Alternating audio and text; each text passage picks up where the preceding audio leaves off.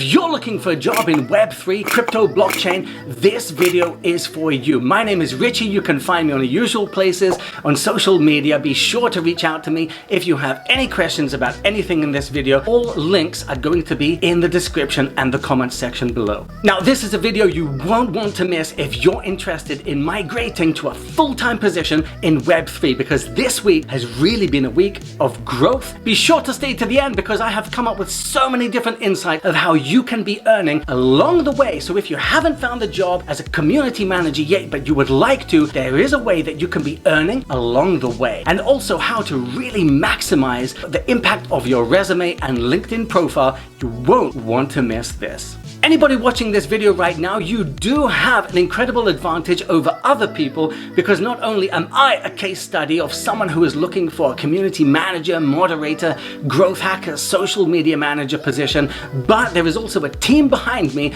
who are helping me along the way to update my LinkedIn, to look and analyze my resume, to make it better, and to give me interview advice and help. And I strongly recommend anyone watching this video, you might need that too. So don't be afraid to reach out and ask for advice. They absolutely welcome you. Check out Metaintro. Links are in the description box below. So what have I learned this week? First of all, LinkedIn. I do have a LinkedIn profile. I was looking at it very differently. I didn't really understand what was wrong with it. After getting some feedback, it's extremely important that you get feedback from other people, and I've completely changed my perspective about this. First of all, there is an absolutely golden post. It was published the other day on the Metaintro Discord server. I'm going to share that with you right here. You absolutely need to follow these steps, because once I looked at them, and they're so simple, it really made sense. Second of all, on the Metaintro weekly events, it's usually held on Wednesday, not always.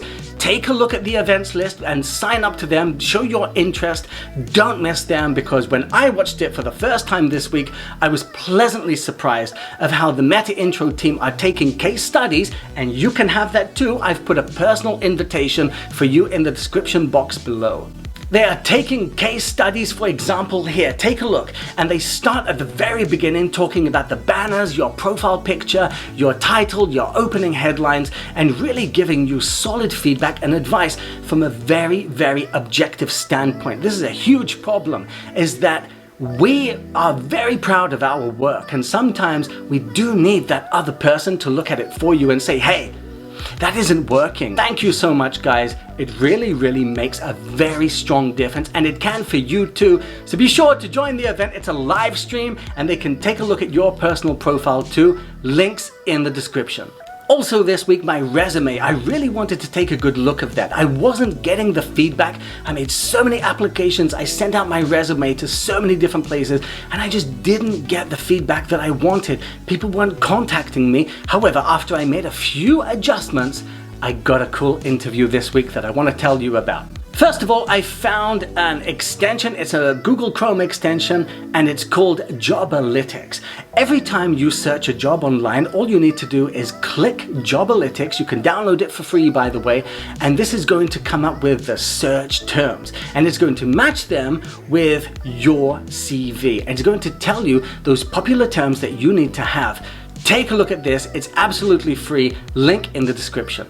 After looking at a couple of different advertisements for jobs and clicking on Jobalytics, I really understood that my CV, it was missing some key words, and that is what recruiters are looking for. As a result, I've changed my CV. However, I'm also going to be using the resume help on the Discord of Metaintro this week. I left that as a kind of part 2. I wanted to see how far I could get on my own first, and then look at the difference that that extra advice would add in terms of my applications and if they lead to interviews. As soon as I changed things up, I got an interview almost immediately, and I'm so happy to share that with you guys. It was fun. It was very complimentary. However, although being a strong applicant, they did ask if I had a portfolio online. Now, I don't have one. Do you have one? Have you had that question being asked to you before? It was something which kind of threw me off.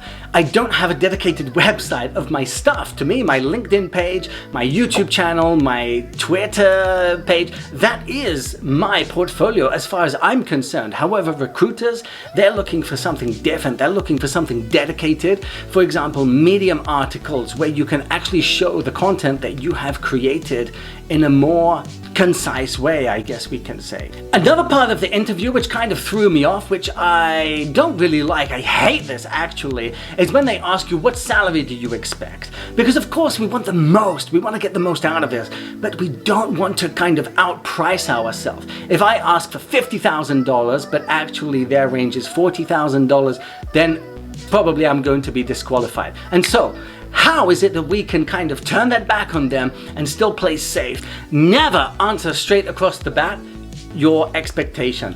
Always ask the recruiter back what the salary range is for this position. And it's a way to comfortably put yourself in the middle without outpricing yourself. That is liquid gold. Another really cool feedback which I got, and I'd love to share this with you, is about content creation. As a community manager, moderator, growth hacker, social media manager, it's so cool if you are a content creator too. This adds significant value to your application, especially if you have lots of followers. Then you could call yourself an influencer, of course. However, if you're still growing, I found this super cool server. It's on the Polkadot ecosystem, and it's what's called Create to Earn. This is a way where you can be publishing Twitter threads or even making YouTube videos and just making posts to help the whole system grow, and it's a place called WAG Media. I've put a personal invitation in the description box below because this is a way that you can be earning and you'll be getting paid in the Kusama, which is the KSM, or the native tokens of a host of different channels, and that's simply by you creating content. This is a way to get more exposure, this is a way to build your portfolio, and it's a way to definitely get more subscribers and followers for your social media channels. Be sure to check out WAG Media. I can't believe I stumbled across this. It's such a cool place to be. They also have a marketing dojo where they give you a lot of feedback and advice on how to grow your personal brand for social media and as a content creator. And do not forget, going into a community manager position, this will add significant value to your application. This week, I met my targets of making at least 2 applications each and every single day. Take a look here at some of the examples. Again, the problem we face is, of course, are they truly remote, or are they US based? Are they locked somewhere? I'm looking for a job which is truly remote. I'm a digital nomad. Every couple of years, I changed my location where I'd like to live. We live in such a beautiful world and I want to experience it all. That's one of the reasons why I want to work in Web3, because it's truly remote and I want people to employ me based upon my skills and what I can bring to a project, as opposed to just where I am or where I'm from or where I got my degree from. Also, as you'll see, clicking that easy to apply on LinkedIn, easy apply, is that a good thing actually? I've sent so many of them and I haven't heard back from one.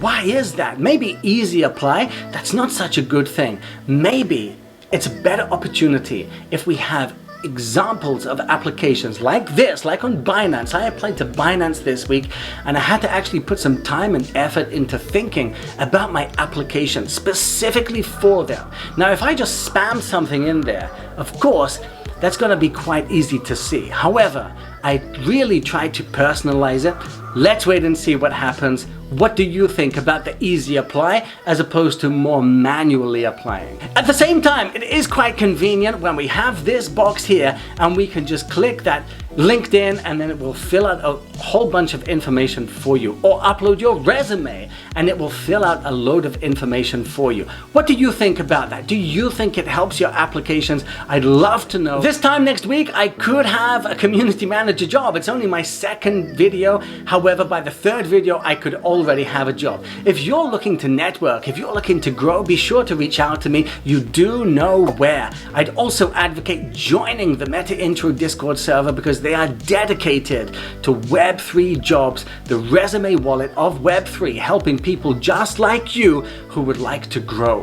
However, if I don't get the job next week, what is my plan of action? What is it that I'm going to do? First of all, I want to really take a strong look at my resume. I'm going to put my resume in the resume help section of Metaintro, that dedicated channel. It's in the description link below, and I would really like to see what other people say about my resume. What do you think about my resume? Second of all, I would really like the Metaintro team to take a good look at my LinkedIn page. I do believe, based upon the advice that I saw on the server, that I have made some changes. However, I'd really like some more dedicated attention. That leaves you fully informed and updated on my situation going into the third week, what I plan to do and where I have been.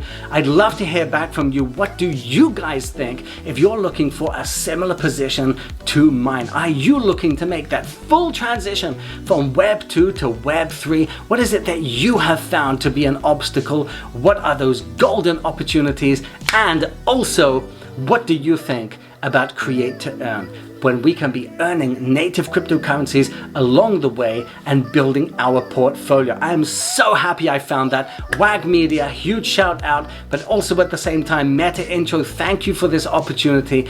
Guys, we'll be seeing you in the next one.